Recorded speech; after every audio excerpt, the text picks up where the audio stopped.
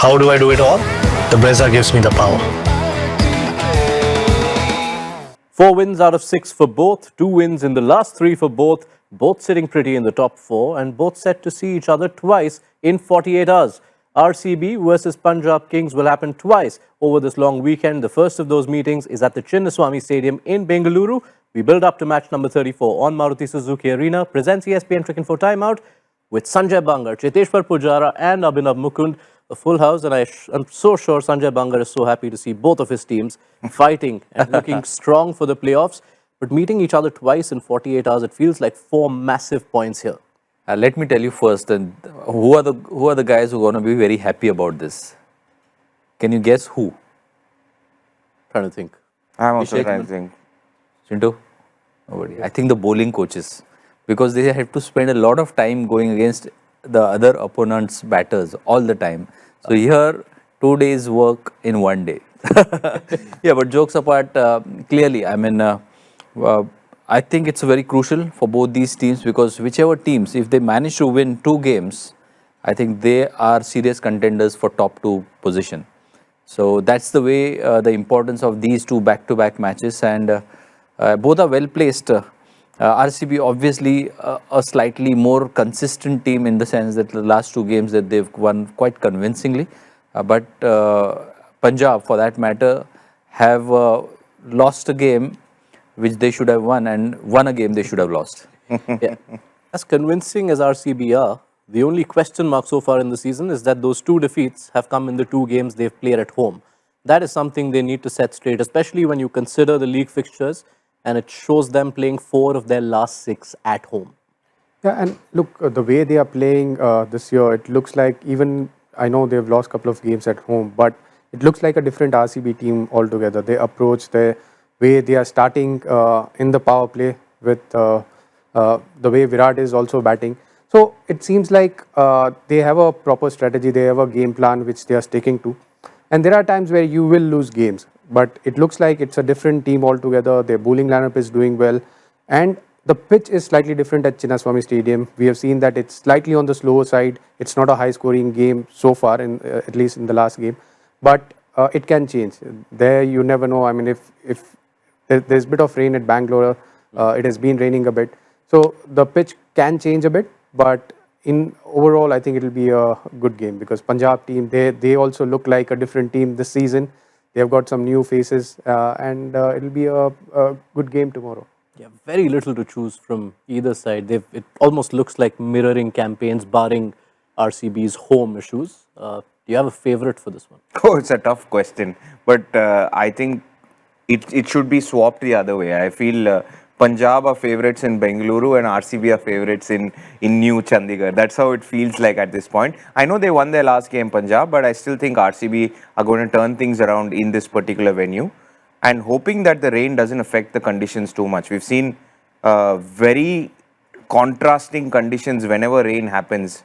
Let's focus on individuals, and who better to start with than the man who's been on either side of this battle in recent years, Glenn Maxwell. Such a storyline. I have to come straight to you, Mr. Bangar, because 2021 to 2023, we thought we saw Glenn Maxwell becoming a consistent IPL force. You saw quite a bit of that at RCB. The last 2 seasons, the runs have not just dried, they're almost not there. What's going on? I believe that those 3 years that you're mentioning about RCB, he had a couple of batters who were around him, who sort of took the attention away from him. There was Virat, there was Faf du Plessis, and he wasn't really the main guy whom the team was really looking to do miracles in that sense. So he was expected to do those impactful performances, and he was delivering quite well. But here, in a new role, I believe, because he's batting slightly lower down the order as well at Punjab in this edition. So for me, I think there's still the primary overseas batter. They're looking at him as a primary overseas batter, which was not the case in those 3 years at RCB. 41 runs in 5 innings, 93 in 14 since IPL 2024. You almost feel like it's his bowling that's keeping him in the side. It is. That's the truth. And that's because of Punjab's combination. They're going with a combination where they're heavily dependent on Maxwell to chip in with those couple of overs. It also gives them an opportunity in a game like last game to not bring in an extra bowler and take a gamble of whether Suyansh Shedge can give you 10, 15, 20, whatever was required at that stage. And it's definitely that. And even when it came down to Maxwell, Stoinis versus Inglis, who would get the chop, it was Stoinis. So it's definitely that off-spin option that is keeping him in the side at the moment. But players like Maxwell, you can never count out. That's the beauty. I know when I say this, a lot of people come back to me and say, when will he get runs? But even if he wins you 2 or 3 games with a bat, and it's happened in the past. And with this mercurial type player, it can often be a different occasion that makes you wake up. Exactly. You never know. Meeting an ex is one of those occasions, perhaps. I think it's not a disgruntled ex, very happy ex. So I don't think there'll be too much there. But I still think Maxi is one of those guys. We've seen time and again what he can do. It depends on the combination, I think, where he'll play also. But I'd prefer Stoinis over Maxwell at this point if he comes back into the playing 11. One of the big concerns, if you break down what's gone wrong for Maxwell since 2024, is he's completely lost his game against spin. I think it's 8 dismissals in 40 balls with just 39 runs. What do you think is happening there? Is it a function of over-attacking? It is, but at the same time, you know, the way he bats, he hasn't changed much. And he hasn't changed the way he has approached IPL. I feel that there are times where he has been little casual, and he's the same what he was maybe 8-10 years down the line. So his personality and as a player, what it means, I think, hasn't changed much. And I'm little critical, but there are times where as a player you need to wake up. You need to realize that you are getting an opportunity to play and be part of a franchise where things are at stake. And there are times where a player can get casual. They are not worried about what's happening. I mean, I'm sure he wants to perform, but when you are not performing, there is always a fine line of being casual and just trying to pull up your socks and trying to perform.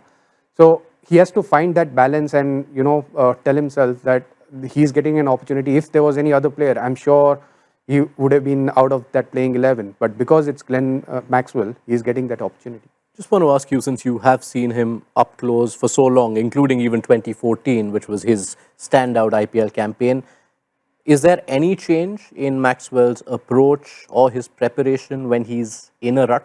You remember the previous match, till the time he got out to the leg spin of, was it? Varun.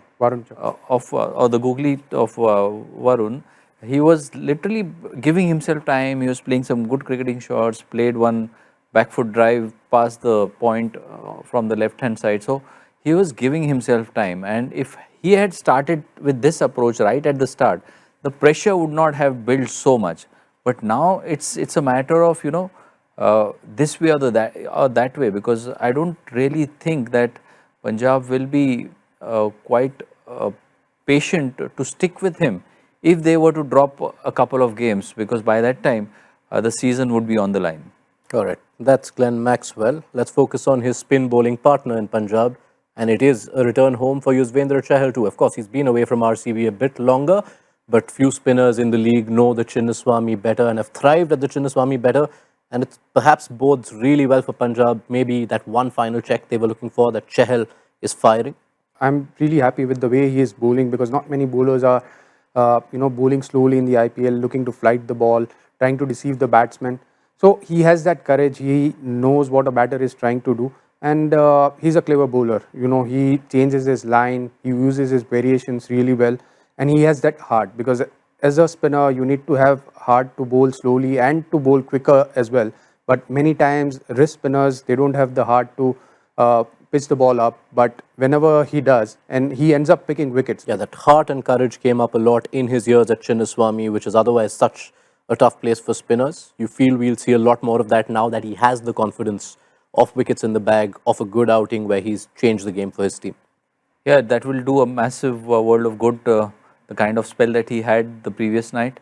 And the good thing was, again, as Pujara just mentioned, putting revs on the ball, and couple of dismissals were because of that, the deceit in flight, which caused those dismissals. One of the dismissals of Rinku Singh was a classic example of how he deceived the batsman in the air. So if he does that, I think he would do well. And what he did was with an attacking mindset. When he was looking to pick wickets, his methods at Chinnaswamy are slightly different because he wants to bowl wider lines. That was not the case. But it is good that he's walking into Chinnaswamy with that winning performance under his belt. Chahal versus Patidar feels like a contest that could have a defining say in this game.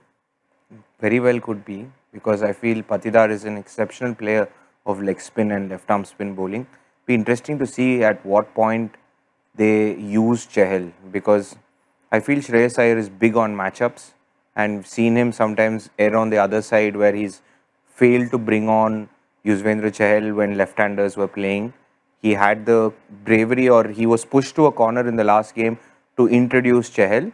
So it'll be really nice to see in those middle overs. The entry points really important for both Chahal and Rajat. So I still feel Rajat has a little bit of an edge, especially considering Chinnaswamy.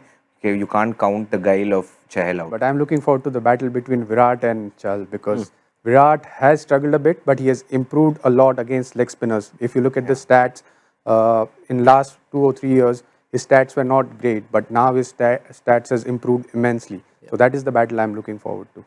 What will you pick? Because there is the element of Chahal not having a great track record against Patidar, and as Abhinav points out, that might make Shreyas Iyer not go towards him. But if you look at his numbers through against the rest of the middle order, Jitesh Sharma, Liam Livingston, Tim David, he has had the wood on all three. I'm in the middle order battle, clearly, because that is where the game will be won or lost, especially at Chinnaswamy. And those are going to be 4 prime important overs, because I don't think that Maxi would be used in the first 6 if both those batters are going to be batting at the top. Maxi was used at the top because there is a left-hander element always there. So if there are 2 right-handers, and even if there is a Padikkal or Rajat to follow, Shreyas would want to go to Chahar first in this particular game. All right, gentlemen, thank you so much. So much to look forward to in this game. Thank you for setting it up for us. Be sure to join the build-up just before toss time, ahead of RCB versus Punjab Kings. Such a big game this on Maruti Suzuki Arena presents ESPN Cricket for Timeout. How do I do it all? The Brezza gives me the power.